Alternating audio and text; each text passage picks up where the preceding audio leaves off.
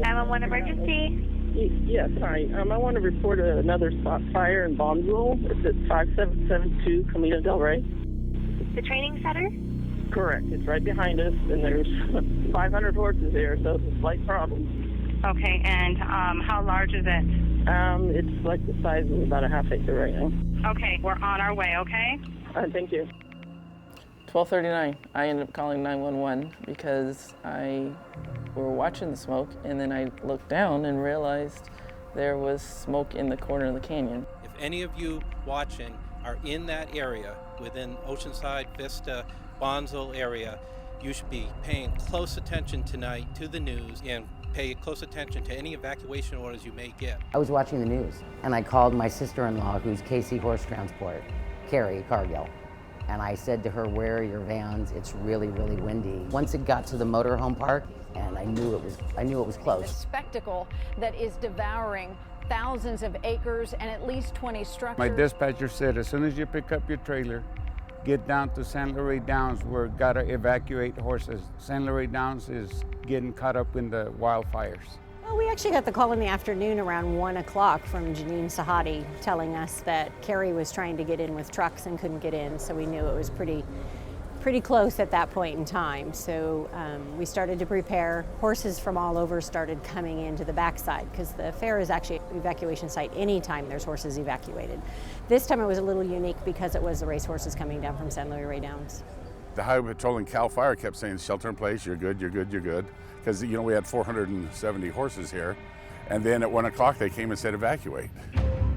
So the fire actually started over there, then jumped over the hill where that house is, burned there a little bit, and then the wind picked up, and then the embers came over to this side of the farm. Started a little brush fire there, got that put out, then it hopped over to this hill here.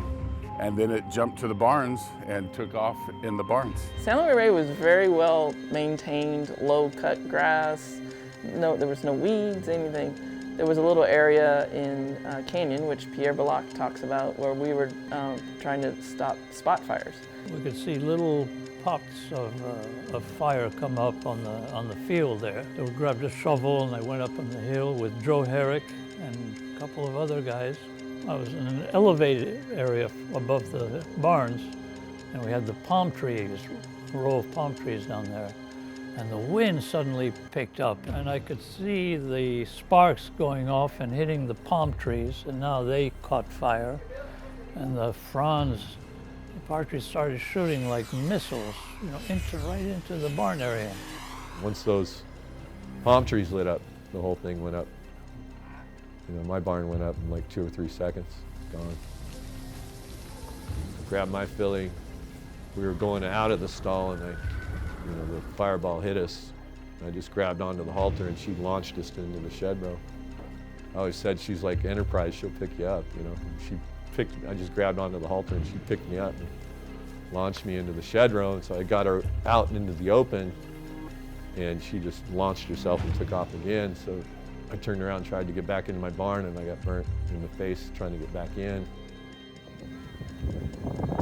I was actually running a filly named Johansson at Los Alamitos, and I got wind from my assistant that there was a fire. And I'd spoke with Pete Miller, who was actually out there with me at Los Alamitos, and we were both kind of thinking about what to do.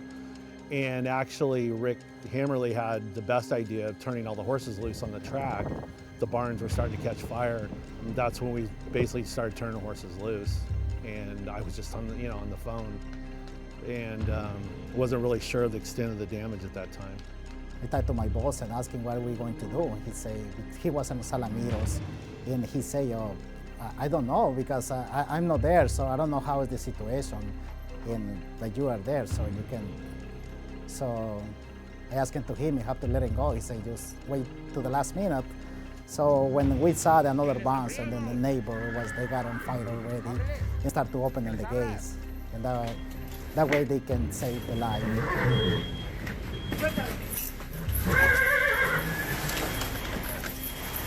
Chaos. You got guys on top of the security guard was on top of the roof, hosing it down. The barn down below was on fire. The Amada barn was on fire. piece of middle barn, this barn here, the horses were loose, running around. I started catching horses, and a couple of horses run over me. Two guys got me and picked me up. And we started catching horses again and putting them in. Some went on the track, and some, I understand that some died on the track. And then I heard about that lady going into the thing. It was terrible. The place was just burning. I could see Martine repeating Billy, which is the name of our colt. She had gone in the stall and tried to chase him out, pull him out, and that he just wouldn't move. And the fire was on the wall, and just the heat generated like a fireball, an explosion, and it just scorched her.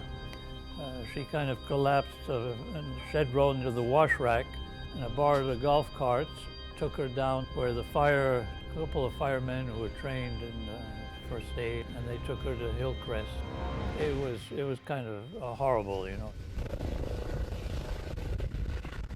When she was running around with the other horses during the fire, she saw me, peeled off and ran up to me. So there's that connection. Right when I got her, I was thinking, we're gonna survive this. I don't care if she ever runs again. You know, as long as her and I are gonna make it, you know. She was burned badly on her head, neck, some of her body, even up underneath her tail. Her tail was singed, her mane was singed. I had 8 horses. The lead pony made it, got him out, got her out, and the others I lost.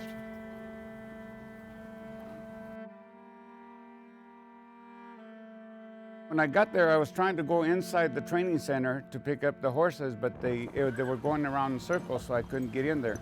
I just parked in front of the entrance to the training center. I dropped my ramp to the right, and then I put 9 on the truck. So then at that point, you know, I closed up and I left to go to Delmar. It's scary, you know. I mean, I've evacuated other horses from fires, but this one here, I think, was the scariest one that I've done. Our landlord, the 22nd Ag District, they've done this before. We had materials here, we had water buckets, we had shavings. There were other animals as well, not just racehorses that were evacuated. So the key was to separate, have the thoroughbreds in one location in the barn area and have all other animals on the other side of the barn area. I sat here for a long time, bedding down stalls with Jay Hovday and lots of other people. We just were throwing a bale of shavings in, filling up some water and a little bale of hay, and that was it. And then all of a sudden is when like 2- and 4-horse trailers started pulling in frantically, and you know, nobody knew who the horses were. They were just, you know, good people doing good deeds who started picking up the horses. Janine Sahadi was very instrumental in just kind of organizing, getting the horses off the vans, getting them into stalls, and that was our primary goal, was to get everybody into stalls and settled, assessing if horses needed to go on to veterinarians that maybe got on trucks and shouldn't have come to the fairgrounds, needed to go elsewhere for veterinary treatment. A lot of our colleagues jumped in and just were phenomenal about giving up their time. And basically what they were looking for initially was anything that was critical, anything that was demonstrating signs of severe burns or injuries, lacerations, fractures. Those horses were assessed and sent to hospital. And then the rest of them were basically triaged to see which ones needed just some little bit of TLC and then which ones needed a little bit more veterinary care. Our Santa Anita marketing team was up in the office that day watching the fire coverage in general, and then all of a sudden the news just happened to consistently be about San Luis Rey, and that's when it hit home, literally, that our facility was now in trouble. And that's when we just knew we had to do something right away, and our bosses were boots on the ground helping, but we wanted to do something, and that's when we talked and decided we had to do a GoFundMe. We wanted to get people's attention immediately. We didn't want to wait a few days and miss out on getting any money that could help all of these people, all of these families. The next day, I had my assistant go, and we basically spent the day on the phone and on the internet looking up to try to find where our horses were, because they were pretty much everywhere. And luckily people took all the horses in. We had 2 at one farm, a bunch at Trifecta Farm, who was really, really instrumental in saving a lot of those horses. The couple that runs San Luis Rey Hospital, they opened Trifecta Farm for rehabilitation and stuff. They're right across the street from San Luis Rey.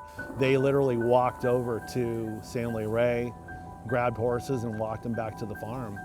And I don't even know the number that they saved. I know we had probably 5 or 6. And one of them was burned very badly, and they put her in the hyperbaric chamber for us, which was really useful in the healing. And they just took care of him basically free of charge. I think it really, really hit home for people because everybody knew somebody who lost something. And for me to watch like Scott Hansen to this day, it's hard because you've known this guy for 100 years. We had 30. We lost half. So it was the worst thing that I'd probably ever gone through. But we're still here, and we're still running horses and trying to find some more fast horses to run. And it's all you can do is just keep rolling. I think it was 800 horses and 1,800 volunteers. Within a few hours, they were here. George Bradvica from the 22nd Ag District was coordinating the volunteer effort. He was here late those first few days. People didn't want to leave. It was amazing, not only the public volunteers, but the racing community volunteers that showed up, came down. It just was kind of an all night, all day, into weeks endeavor. I mean, our goal ultimately here was to make it as normal as possible for everybody. We started reaching out through Gregson, trying to get donations. Obviously the GoFundMe page was going rapidly, but we needed money like quickly, and we needed supplies quickly, and then it just kind of kept building from there, and then stuff just started arriving. We decided that the best thing to do would be to get what the grooms and hot walkers and anybody who was there would need for the next day. Initially, my thought process was our employees. Then I thought, well, my friends from DeSono Barn and the guys from Diamato Barn, Doug's guys, Peter Miller's guys, and everybody else. And so my little list of like, bring me 30 toothbrushes turned into, I need 120. We started out with 12 bags of stuff and t-shirts that were donated to Julie, and Debbie's store turned into Debbie's shed row of labeled sizes, and we had bins with which toiletry and shampoo did you want, and I mean, it took on a life of its own. They were really displaced. Their belongings, their life savings, some people's cars, their shoes, everything was gone. The GoFundMe page was able to raise over $600,000 for these people, these families that we know, that we love, that are a part of our own industry. We wanted a true committee of people that was going to be able to speak to the needs of every single thing, so we didn't ignore anyone, so we didn't forget anybody. And the first thing when I walked in was that one of the horses we had that I had seen dead in the stall, everybody was telling me she's in a stall in Phil D'Amato's barn. I said, that can't be, it can't be. And then I saw Jennifer, the horse ID person, and I guess she ID'd horses. She didn't have a name on her halter or anything, but through pictures and the jockey club and everything. And she looked like her mane was a little bit crazy. So that was an incredible surprise. Took like 2 or 3 days for get all the horses together. And this horse is behind me, Worky Turk. He was, the last time I saw him, it was like 2:30 in the afternoon. And when we opened the gate, he go out. And after that, I don't saw him. It took like 2 or 3 days, and I don't know nothing about him. We don't know where is he at. And we're looking in other farms and the clinic everywhere, but nobody can find him because he was a little baby, 2 years old, chestnut horse, like no marks, no absolutely nothing. When you guys come to the barn, you say, oh, hey, we have one horse, and maybe it's your horse. Is it? Is it him? Is it really him? Yes. Oh my God. was disappeared like 3 days. We can find him. But it was very exciting. We find the last horse finally in the barn. So that's now he won and he is my champion now. Worthy Turk at the rail. Worthy Turk gets through in a driving finish. Worthy Turk. Typhoon in full flight for the wire, and they won't get Conquest Typhoon. And Empress Rules is going to skate away. There's going to be Gravitos in the springboard mile. War heroines all hard. She will not miss bad behavior. Conquest Tsunami was never ever going to lose. It was amazing to see horses become themselves again, to then train, to then run, but they weren't just in the gate, they started to win. And I think that was so much more about them just winning a race for purse money. It was a thing of healing. And not only are these barns rebuilding, not only are these people rebuilding their lives, but little by little they were also able to return to San Luis Rey to start training there, just as San Luis Rey itself was being rebuilt. The rebuilding efforts we can see kind of behind us, these pavilions. So Yes. Can we take a look and get Sure, yeah, let's make our way down there. Stables? Wonderful. Perfect, yep. Is there anything from the burned barns that you could salvage? Yeah, we're real big on recycling here and repurposing. So we did get some panels, roofing, fronts, and all that. So we're making little barns out of that. It'll be all palm trees here. Looked really good, it was really nice. But those fan palms are just not good for this area. You just know you were there and you saw it. So there's lots of people that, oh, you should have done this, you could have done this. They don't know because they weren't here. So it's hard to second guess. You do the best yes. that you can. Yep. And even the fire department, the police department, everyone who did all their investigations said we did everything absolutely right. You know, that's all we could have done at the time. This barn looks familiar. Yes. One of the only standing barns still from where the fire hit? Yes, ma'am. It's this is Barn H. This is Pete Miller's barn. We had 7 barns. Every barn was built just like this, and as you can see, it's metal. There's a little wood in it here and there, but it's a metal roof, metal stalls, metal barn, and we still burnt. It's just, I think that would surprise most people. Yeah. You wouldn't think that a metal barn could burn like it did. Yeah, it was incredible. We couldn't believe it ourselves, but everyone was under the presumption they're wood barns, you needed upgrade. These were all metal barns. You know, they warped. Maybe the coating, maybe the bedding, but it was just a perfect bad storm that day with the wind and everything, how the fire just went through barn by barn and took it. But we got to save this one, our crew, and with the help of the fire department too, but mainly I got to give props to my crew. We saved this barn. So the rebuilding efforts, that was decided upon pretty much immediately. How long did the plans take to create these, gosh, gorgeous pavilions? We had to expedite that, so we started right away with the company that builds these, and our map. We had to map the area first, so we had to get drones out here. You mark the space that we had. We graded as big as area as we could, and then decide what kind of structure we can put in. So we decided with these structures here. They have them in Maryland and back east. Very efficient, very safe. This is where all the feed gets stored. They're all numbered, so everyone gets their own individual thing. So no storage of feed or any combustibles outside. It all gets locked up. Doing as much as you can to prevent something from happening. You can only do so much. You can never be 100% safe. But doing what you can to at least minimize any sort of damage. Exactly, and our train of thought too nowadays is there used to be a fire season. Well, this is California, it's all year long. So that's how you have to think of it. And so what we've done, that as you can see, we're retrofitting right now the sprinklers. But in the meantime, we have fire extinguishers every 5 stalls. We put in fire hoses at all 4 corners. If they called for 2 fire hoses, we put in 4.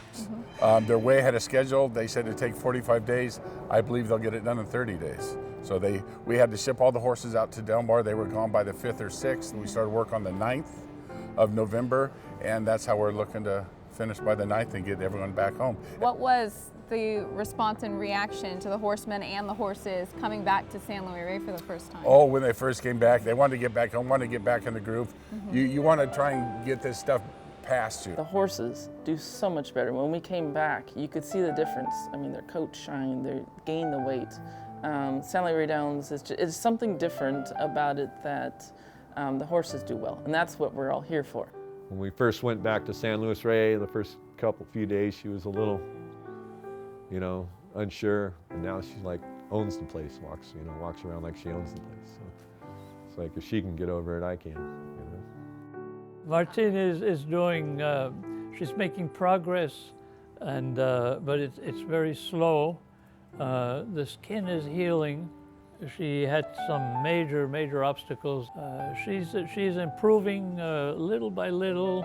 She's still very uncomfortable, hot and cold, and of course the itchiness, but it's all part of the healing, and she still has quite a ways to go. Outside of her neck and chin, there's most of the surgery is done. Spirit is still good. She's working on the prosthesis. The problem with that has been the fragility of her skin. The grandkids, which were a major concern for her because of how she looked, and which was awful. From day one, they were absolutely incredible. They said, "You look beautiful, Mommy, we love you," and they try and hug her. They've been so supportive for her, and I think that's what really keeps her going, is those two little grandkids. At first, you don't really realize how bad you're burned. The back of my head was burned really deep. I was burned over 23% of my body. I was burned all the way up here on both arms, back of my arms, my back of my head, my face, and I had these headaches from the high blood pressure and the pain and the anguish. They were just unbearable, just unbelievable. They were telling me I was going to be in there for a couple months and I was going to need skin grafts. They had their plans, but God had a different plan. So I got out of there in 12 days.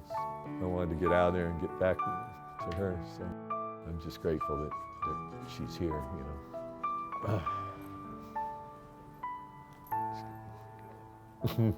Just give me a minute. It would be awfully hard without her.